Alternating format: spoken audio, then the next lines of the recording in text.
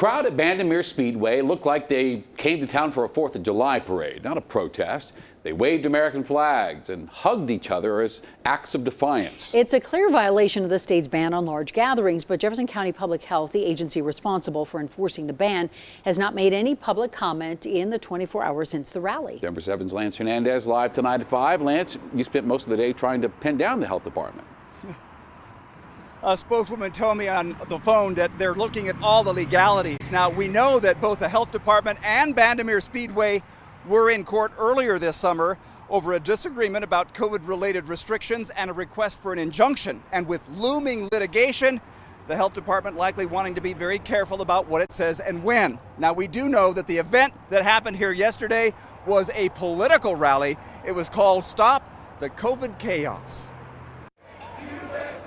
This is a great example of what an actual peaceful protest looks like. Thousands of people rallied at Bandimere Speedway Tuesday to show support for the family that's owned and operated the business for 63 years. Enough is enough. The patriarch telling Denver 7 last week the state's COVID restrictions are excessive. We've negotiated, we've compromised, we've practically begged the Jefferson County Health Department to allow us to do just to run our business. Did Tuesday's rally put people at risk?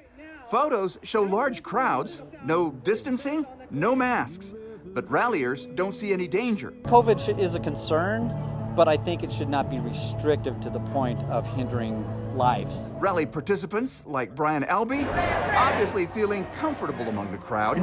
State Representative Patrick NEVILLE questioning why no one tries to stop the Black Lives Matter protests over COVID concerns, but are raising concerns about this rally. If they come back and they're very punitive on Bandimere for having what was a peaceful protest, just hosting a peaceful protest, yet we have a lot of people that were vandalizing and throwing Molotov cocktails that were totally let off the hook. During a COVID-related Zoom news conference this morning, Dr. Rachel Herlihy, the state epidemiologist, was asked if rallies and protests are safe. Anytime there are a large number of individuals at an event, that there is risk of transmission. Obviously, we know that transmission risk can be decreased with social distancing practices and mask wearing.